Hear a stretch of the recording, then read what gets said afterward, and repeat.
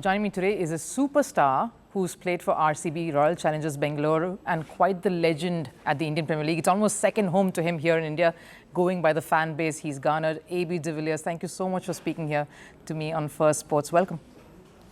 Thank you very much. It's good to be here. And I'm sure you're relieved that I didn't refer to you as Mr. 360-degree, which is what you're probably used to 100 over times now by now. I prefer that, actually. It sounds nice. Yeah, I like that name. Noted. Let's quickly get on to business then. You've seen the IPL so far. You've watched a few of the matches. It's all been very close contests. AB, who would you pick as your four at this point, going by the form and the results, to make it to the playoffs? I'm going to stick with my four that I've been sharing with everyone so far. That will be RCB and RCB to win the trophy, as well as CSK.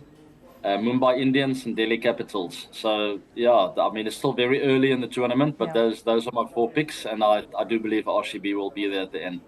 Wonderful. Just to, you mentioned CSK. I've got to ask you, going by the last match, the match last night against Gujarat, how strong were they? Are they the team to beat so far, going by these performances?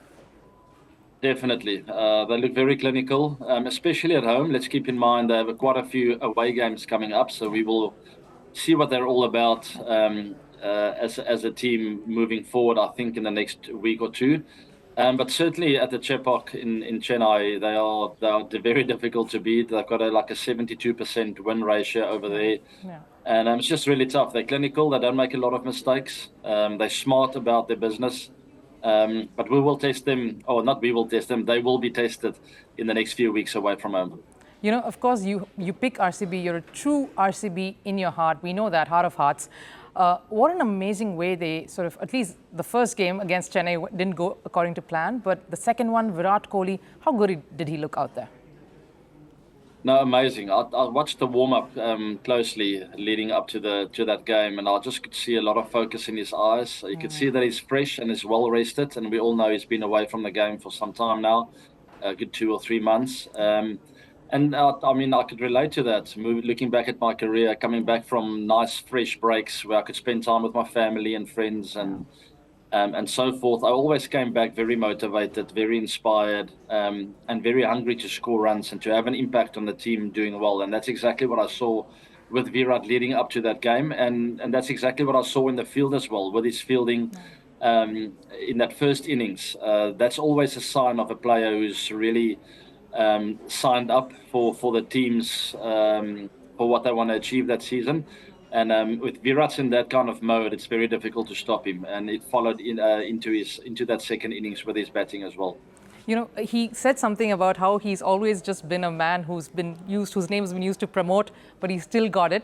You obviously have to second that and agree to that.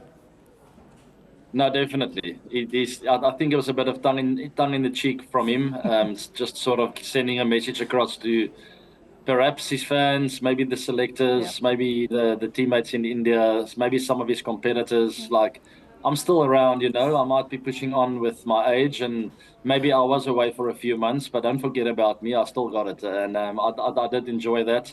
And there's no doubt class is permanent, and we will see more of that class in the rest of this tournament. Just a few questions, and of course we'll let you go. One, we can't not ask you about your time in RCB yourself. If I got to ask you about the one moment where you probably all got very teary-eyed and the one moment where you were most happy, can you look back at that and would you be able to recall that? That is difficult to say. There were lots of amazing moments and lots of not so amazing moments. I think the best example of that was probably our 2016 season, where we played some of the best cricket of our lives, but also losing in that final. So we were so close as a team, but so much regret looking back as well, thinking like, things could have been different on that night. But still, I mean, I only have good things to look back on. And I think that 2016 season was probably the most enjoyable, where we felt closest as a team.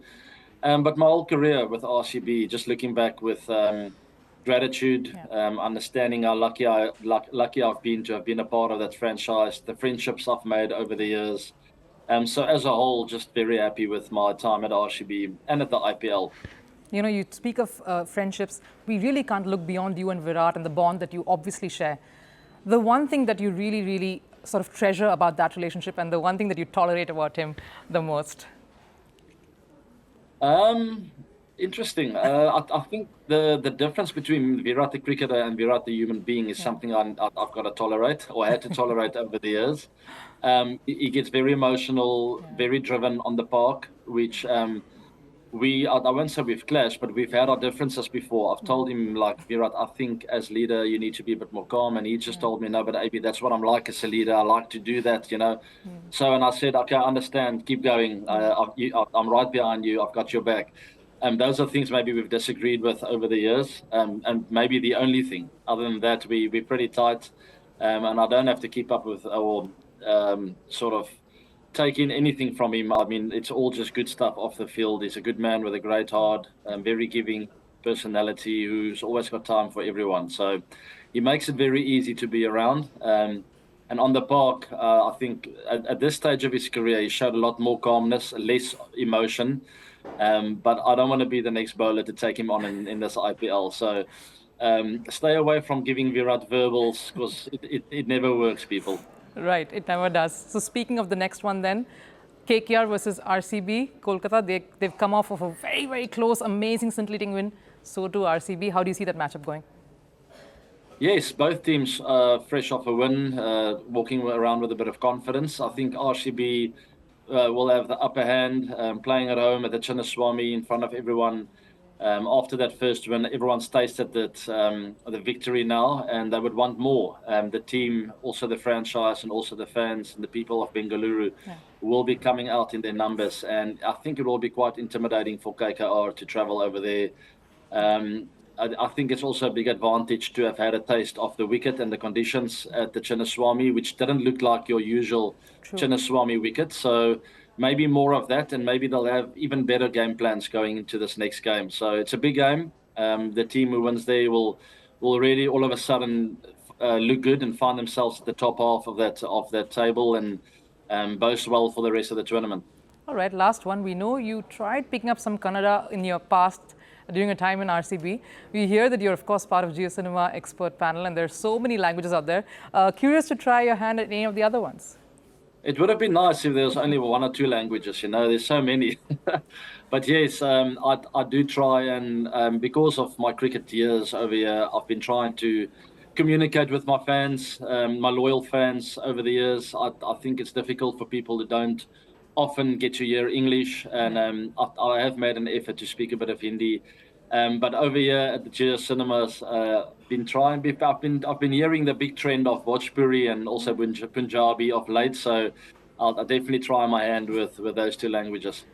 You'll nail the fan base here in India. That's it. No more returning back home for you, AB. But thank you so much. It's been a pleasure speaking to you as always. Yeah. Thank you very much. Same here.